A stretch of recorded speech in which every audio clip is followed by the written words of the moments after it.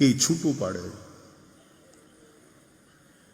અને પછી એ ગાય માતાના ઓપરેશન થાય છે ત્યારે કેટલાય કિલો એની અંદરથી પ્લાસ્ટિકની કોથળીઓ નીકળે છે. હિન્દુઓ શરમ નથી આવતી. ગો માતાને માટે આવી સ્થિતિ ઉભા કરનારા આપણે ગો માતા કી જય હો, જય ઘોષ કરી. શરમ આની चाहिए.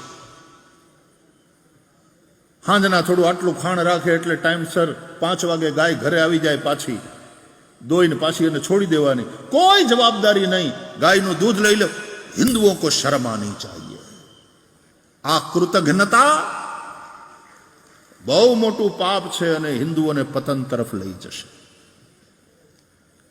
ગાય જે પૂજનીય છે એની સ્થિતિ આપણે દયનીય કરી નાખી.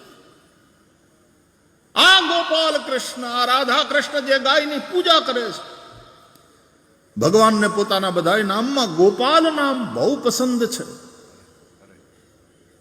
ગોપાલ કૃષ્ણ